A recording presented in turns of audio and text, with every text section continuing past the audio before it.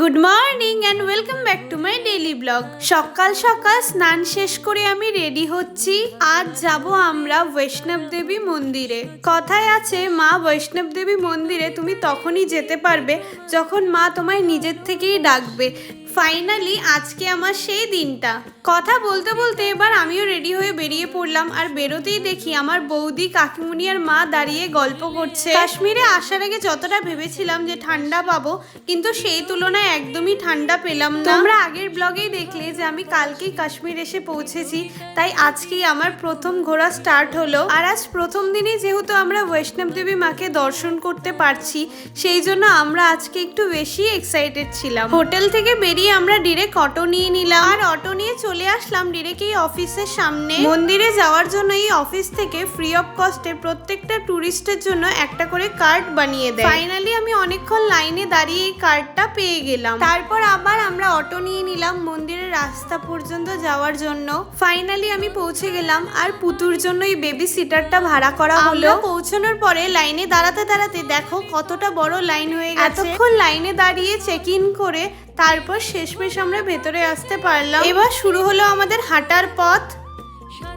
যেহেতু সকাল থেকে আমাদের কারোরই কিছু খাওয়া হয়নি, সেই জন্য অল্প একটু হাঁটতে হাঁটতে আমাদের সবার শরীর খারাপ করতে শুরু হয়। তাই আমরা 6 কিলোমিটারের জন্য ঘোড়া ভাড়া করে নিলাম। এই প্রথম পাহাড়ি রাস্তায় ঘোড়াতে যাচ্ছিলাম, তাই সত্যি প্রথমে একটু ভয় পাচ্ছিলাম। আর ঘোড়ার থেকে নামতেই এই দোকানটা আমাদের চোখে পড়লো। আর তোমাদের আগেই বললাম সকাল থেকে আমাদের কারোরই কিছু খাওয়া হয়নি, তাই ভাবলাম বাকি পথ হাঁটতে হবে আর শরীরে একটু শক্তির প্রয়োজন, তাই আমরা সবাই একটু কফি খেয়ে নিলাম। আর পুতুর জন্য নেওয়া হলো এই স্যান্ডউইচটা।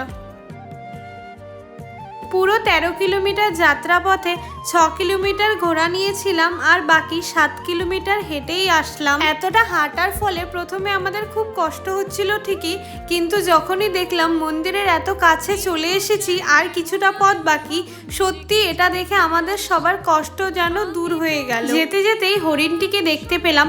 এরা যে কোন দিক দিয়ে উঠে পড়ে এতটা ওপরে। গেট দিয়ে ঢোকার সময় এই লাঠিটাকে কিনে নিয়েছিলাম।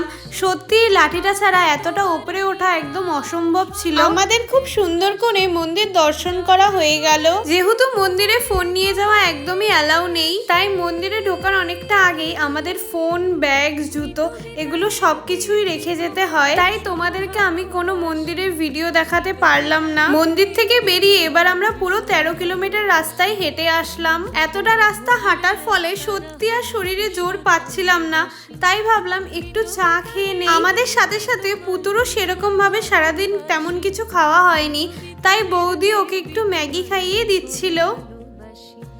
নিচে যেতে যেতে দেখো এই জায়গাটা আমার চোখে পড়লো, কতটা সুন্দর লাগছে। এখান থেকে পুরো কাটরা টাউনটা ভালো করে দেখা যাচ্ছিল। সারাদিনের জার্নি শেষ করে এবার আমরাও চলে আসলাম আমাদের হোটেলে। সারাদিনে এতটা হাঁটার ফলে সত্যি এখন আমরা স্বাভাবিকভাবে দাঁড়িয়ে হাঁটতে পারছিলাম না, তাই আমরা লিফটেই ওপরে চলে যাচ্ছিলাম। ওপরে যাওয়ার পরেই আমাদের বলা হলো গার্ডেনে যাওয়ার কথা, কারণ সেখানে আমাদের চায়ের ব্যবস্থা করা হয়েছে। আজকে এতটা হাঁটার ফলে কষ্ট হচ্ছিল ঠিকই, কিন্তু এত কষ্টের মধ্যেও মনে একটা আলাদাই শান্তি পাচ্ছিলাম। আমার এতদিনের বৈষ্ণব দেবী মাতাকে দর্শনের ইচ্ছাটা আজ পূরণ হলো। আর এত সুন্দর করে দর্শন করে গুহার সেই পবিত্র জলটাকে নিজের মাথায় ছিটিয়ে একটা আলাদাই শান্তি পাচ্ছিলাম। কারোর যদি বৈষ্ণব দেবী মন্দির যাওয়ার জন্য কোনো রকমের কোনো ইনফরমেশনের দরকার হয়, তাহলে আমাকে কমেন্ট করো, আমি ডিটেলস দিয়ে দেব। যাই হোক, এবার আমাদের চা খাওয়া মোটামুটি কমপ্লিট হয়ে গেল। চা খেয়ে কিছুক্ষণ গল্প করতে করতেই আমাদের ডেকে নিল ডিনার করার জন্য। আর আমরা প্রায় কয়েকজন মিলে একসাথে ডিনার করে নিচ্ছিলাম। আজকের মতন কাশ্মীরের এই সেকেন্ড ব্লগ এখানেই শেষ হচ্ছে। আশা করি আজকের ব্লগ তোমাদের খুব ভালো লেগেছে। দেখা হচ্ছে আগামী কালকের ব্লগে। তাই tata, bye bye and good night.